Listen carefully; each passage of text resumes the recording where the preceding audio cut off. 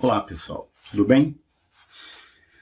Saudade de vocês, saudade da igreja, saudade daquilo que nos faz estar juntos, daquilo que faz com que a igreja seja a igreja, né? A comunhão, a alegria, o rever dos irmãos. Mas também a esperança de encontrar dias melhores, de poder revê-los em algum momento, de poder abraçar os irmãos da igreja, de poder estar juntos, né, unidos naquilo que somos realmente mais que vencedores, que é no amor de Cristo. Eu queria, nesse domingo, que começamos começamos a encerrar um ciclo, que é o Novo Testamento, quando a gente vai falar do livro da Revelação, né? O livro do Apocalipse, o Apocalipse de João. Eu gostaria de agradecer a Deus essa oportunidade. Primeiro, de fazer com que nós tenhamos esse contato, ainda que de forma tecnológica, né? E poder chegar até vocês e poder dividir um pouco do que Deus tem feito nas nossas vidas, da história que Deus tem marcado nos nossos corações, que é justamente o conhecimento da palavra, a tentativa, o esforço em fazer com que a narrativa bíblica, do que as mensagens das boas novas, do Novo Testamento, da Bíblia de uma forma mais completa, ela faça parte do nosso cotidiano.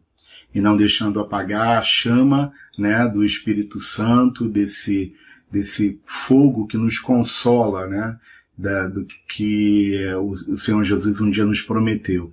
Nos consola da sua ausência física, mas nos aponta para um tempo futuro. E é isso que João ele vem trazer para as nossas vidas quando ele, desterrado, João preso por falar do projeto de Deus para o homem, que passa pelo arrependimento dos seus pecados, acreditando no sacrifício único e suficiente do Senhor Jesus.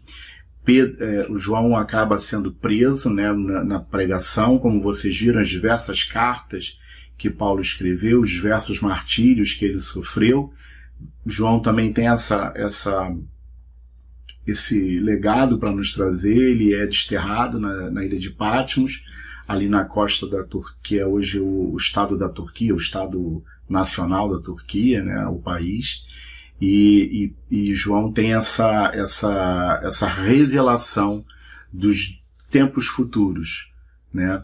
E a gente quer passar para vocês hoje. Eu confesso a vocês que eu fiquei muito tocado quando eu comecei a me debruçar de como falar para talvez pessoas que nunca tiveram a oportunidade de ouvir falar sobre o Apocalipse, não da forma bíblica, talvez usando a expressão como em outras formas, mas como falar para jovens que conhecem já alguma coisa da palavra de Deus sobre o futuro, né? Isso me deixou bastante motivado, que me deixou bastante interessado, e eu fiz uma breve pesquisa, não me aprofundei tanto, até porque cada versículo da Bíblia, e em especial no caso do Apocalipse, cada história ali contada, cada visão de João, daria um papo muito extenso, né, e profundo, e que mereceria realmente ter uma informação até mais apurada.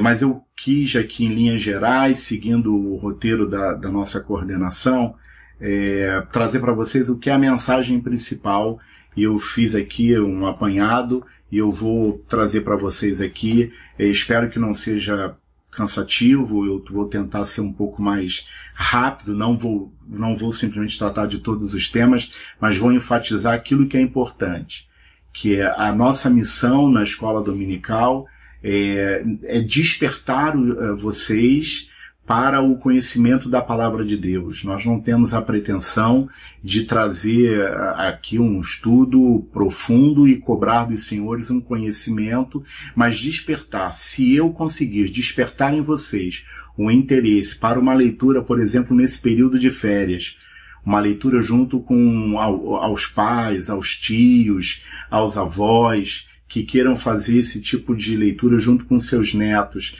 São passagens maravilhosas, cheias de simbolismos, cheias de mistérios e coisas que ainda não foram respondidas, que é o mais legal ainda, coisas que ainda estão por vir. E é um estudo maravilhoso. Passada essa introdução, agradecendo a Deus pelas nossas vidas, agradecendo ao Senhor por essa oportunidade, eu queria falar para vocês, seguindo o roteiro que eu fiz aqui, eu queria tratar com vocês sobre essa passagem. Então, João está ali, numa situação mais de desterro, né? Uma situação em que ele foi retirado para essa ilha, ali na Ásia, para que vivesse os seus últimos dias, né? E João tem essa aproximação da glória do projeto de Deus, que é ele ver o que aconteceria. Os novos céus, a nova terra, ver as promessas de Deus e tudo que iria acontecer e que vai acontecer. E nós vemos, às vezes, um pouquinho de alguma coisa, estamos passando por um período complicado em que alguns trazem como esse evento da pandemia como um dos sinais do Apocalipse.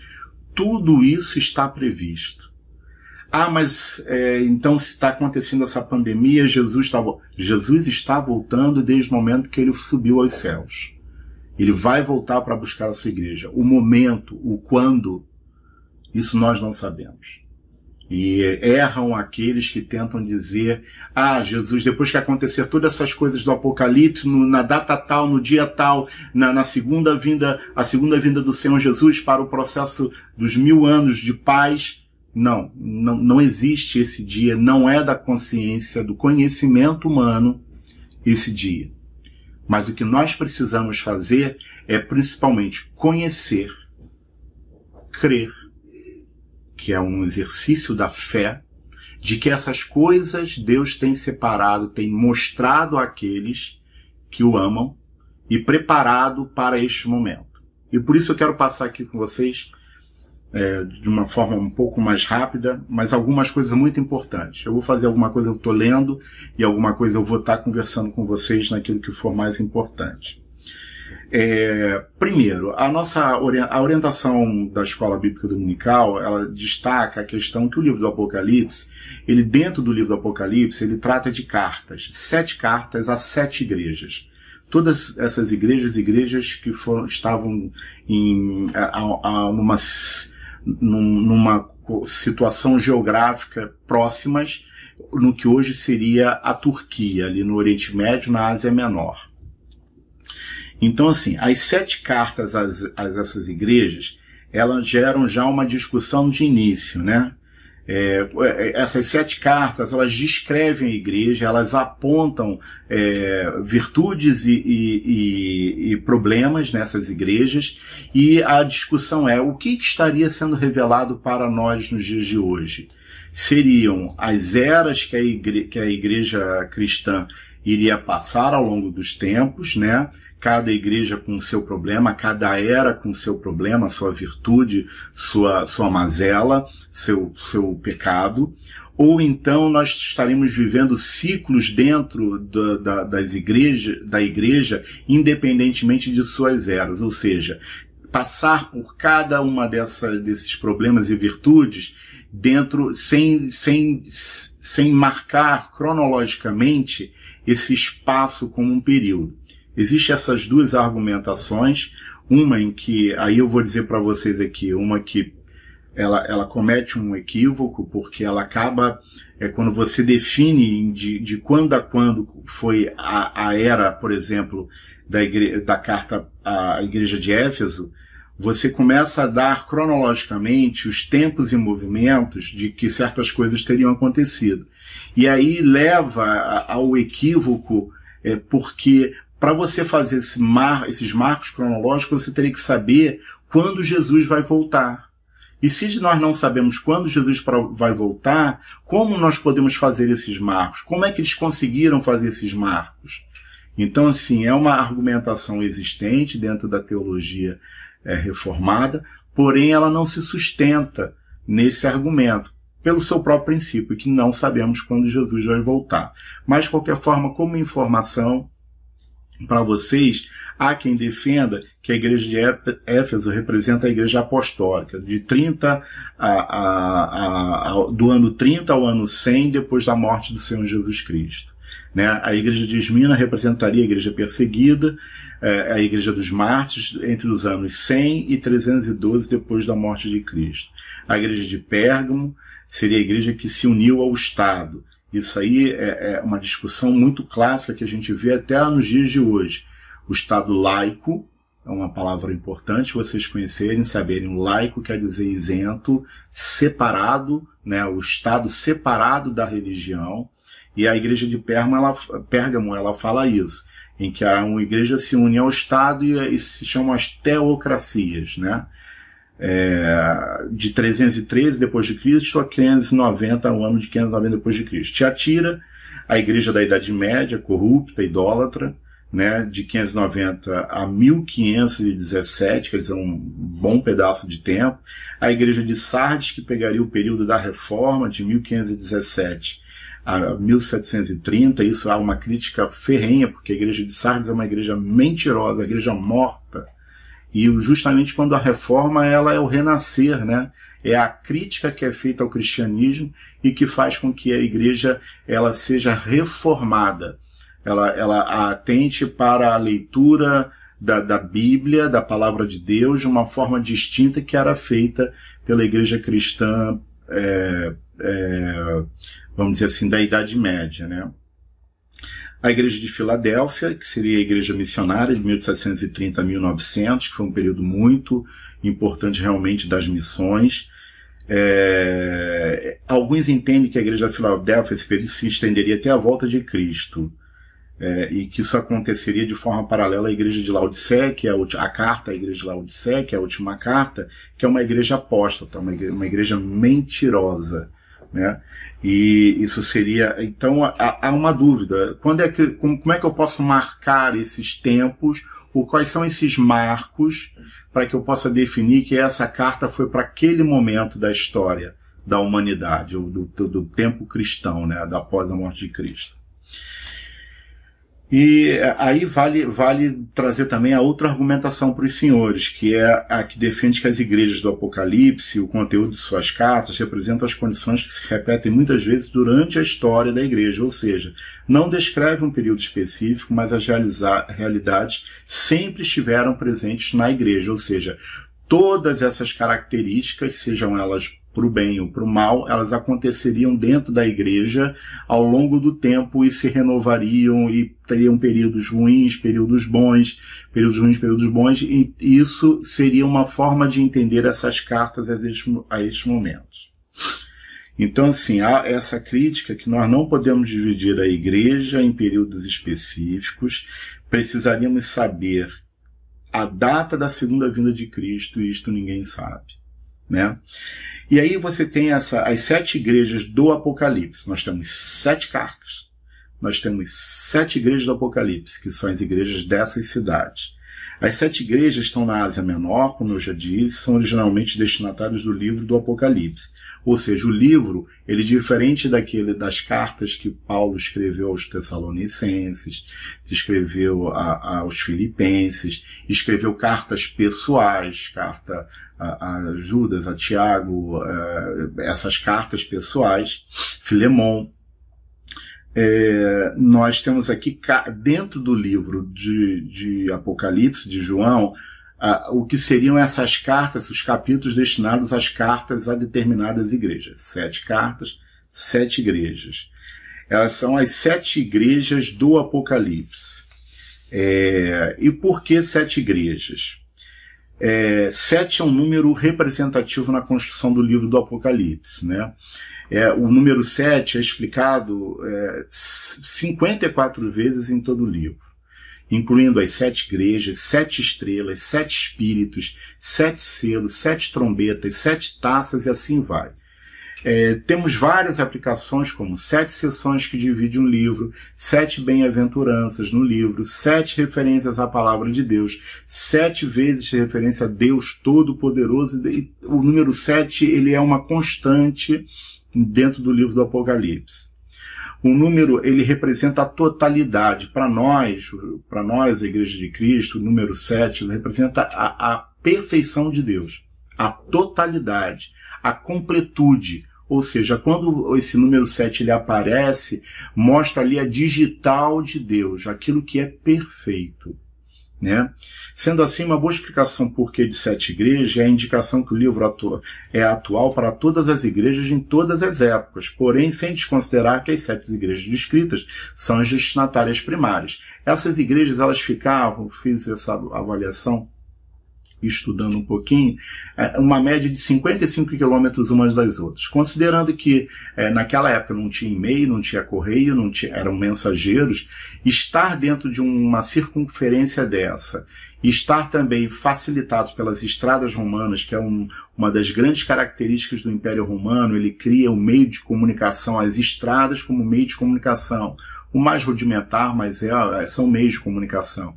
Então, assim, isso facilitou muito o trânsito da informação entre essas cidades. Por isso, talvez não se sabe por que essas cartas foram as definidas, essas cidades foram as definidas. Por exemplo, naquela mesma região existe uma igreja, né, cristã alguns chamam de Colossos, eu conheço como Colossos. Mas assim, tanto faz. Mas não tem uma carta para Colossos. Então, não se tem uma explicação por que dessas 7 igrejas, talvez pelas suas características e por essa facilidade de ter o trânsito, a veiculação de informações. Há uma explicação que alguns estudiosos usam sobre essa questão da proximidade, estar interligadas pela esse sistema viário romano, que é uma característica do Império Romano, uma das grandes características do Império Romano. Naquela época existia além de tudo, algumas dessas cartas e dessas cidades existiam tribunais romanos, como no caso cortes romanas, né, em Éfeso, Esmirna e Pérgamo, e também em algumas viviam templos para culto ao imperador, que num determinado momento da história romana o imperador era objeto de culto. E vocês lembram do Senhor Jesus, né?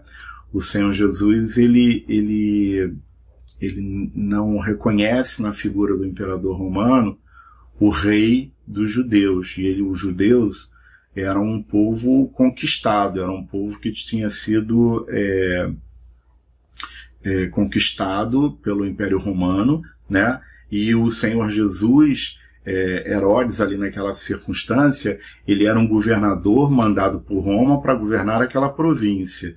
E o Senhor Jesus não reconhece a autoridade em Herodes nem em Pôncio Pilatos, né, que eram os governantes ali naquele instante. E aí você tem esse culto ao imperador também em algumas dessas cidades que foram objeto das cartas. E vamos falar um pouquinho dessas 7 igrejas, 7 cartas e 7 igrejas, né? Isso está bem no início do livro, né, no primeiro capítulo, e elas são Éfeso, Esmirna, Pérgamo, Tiatira, Sardes, Filadélfia e Laodiceia.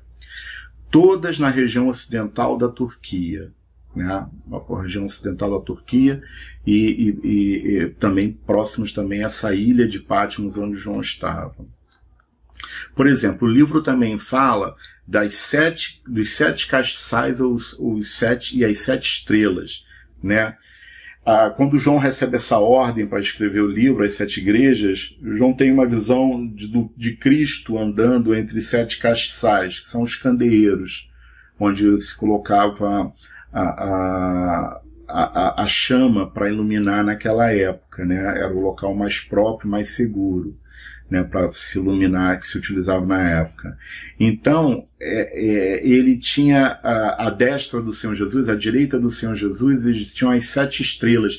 Então o livro vai descrevendo esses mistérios, todos eles apontando para o 7, que hoje nós temos essa curiosidade de saber o que isso vem a representar.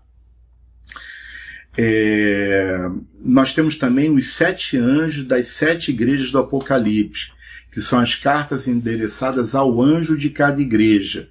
Há uma discussão sobre qual seria a interpretação desse anjo, e esse anjo, há quem diga que esses anjos, 7 anjos, são os mensageiros, são os portadores dessas novas.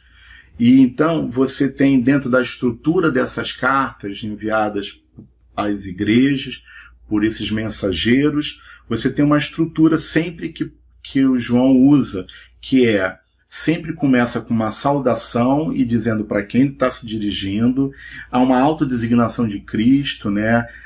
Por exemplo, tem expressões como aquele que conserva a mão direita, as 7 estrelas, uma aprovação, né, sobre o que está sendo feito, uma condenação para chamar a atenção daqueles que estão lendo essas cartas, uma advertência para que nós não venhamos a incorrer em erros, e também uma exortação, além de uma promessa.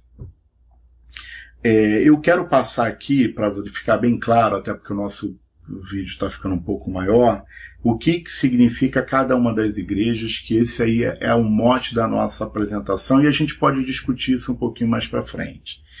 Éfeso é a igreja que é elogiada pelo seu bom trabalho, por rejeitar o mal e por sua perseverança e por ser paciente. A crítica a Éfeso fica por conta do esfriamento do seu primeiro amor. A recomendação é que a igreja se arrependa e volte a praticar as primeiras obras. Esmirna, a igreja de Esmirna é elogiada por suportar o grande sofrimento que estava sendo submetida. E Esmirna não recebe nenhuma crítica. A recomendação é que sejam fiéis até a morte e resistam à perseguição. Esmirna recebe a promessa da coroa da vida. Pérgamo é a igreja elogiada por manter a fé e a confiança em Cristo, porém é criticada por tolerar a imoralidade, a idolatria e as heresias. E ela é convidada ao arrependimento. A igreja de Tiatira é elogiada pelo amor, fé e paciência, e também pelo serviço prestado e as boas obras que melhoraram a relação em relação ao seu início. Porém, ela é criticada por tolerar a idolatria e imoralidade. Ela recomenda aos seus fiéis que essa igreja seja fiel, porque o julgamento seria próximo. A igreja de Sardes é a igreja que tem sido fiel, porém é duramente criticado por ser uma igreja morta. Recomendação é para que se arrependa e fortaleça ainda o que lhes resta. A igreja de Filadélfia é a igreja elogiada por perseverarem na fé e por obedecerem a Cristo e honrarem o seu nome. Filadélfia não recebe nenhuma crítica. A recomendação é para que sejam fiéis. A igreja de Laodiceia, ela não é elogiada em nada. Ao contrário, é criticada por ser morna, indiferente e por não perceber a própria condição de miserável em que se encontra. Laodiceia recebe a recomendação para se arrependerem e serem zelosos. Isso aqui é um brevíssimo resumo do que o livro de Apocalipse traz. E eu queria aqui desafiar vocês, nós estamos terminando já um ano, nós fizemos esse meio que por uma necessidade, né, de estar juntos, falarmos um pouquinho da palavra de Deus através dos meios tecnológicos, mas a gente queria ouvir um pouquinho de vocês, o que vocês acham, o que vocês gostariam de ouvir, se poderíamos fazer uma outra forma de abordagem para tratar desses assuntos com vocês, outras abordagens até tecnológicas mesmo. Eu queria colocar isso, eu queria receber o que se chama de feedback. Eu queria receber um comentário de vocês. Pode ser no próprio no link da igreja, né, após esse vídeo, ou então pelo Zap, os pais de vocês, se vocês puderem nos ajudar. Agora nós chegamos a esse período de final de ano, de férias, e eu peço a Deus que nós estejamos perseverando nesse momento complicado das nossas vidas, mas que nós estejamos perseverantes nessa momento difícil que vivemos de pandemia, mas que saibamos que o Senhor Jesus ele tem um projeto para o coração do homem, projeto para o coração do jovem, da criança, e nós não vamos nos arrepender. Se vocês quiserem seria aprofundar em cada uma desses mistérios, em cada um desses enigmas que poderíamos tratar aí no mês de janeiro. Mas eu gostaria de ouvi-los mais uma vez, até porque para que haja uma troca, uma interação, e não somente nós trazendo essas mensagens para você.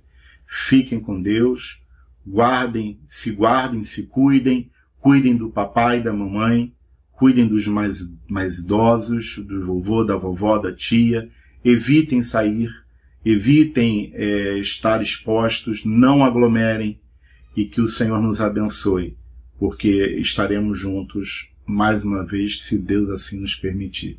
Beijo no coração de vocês. Tchau.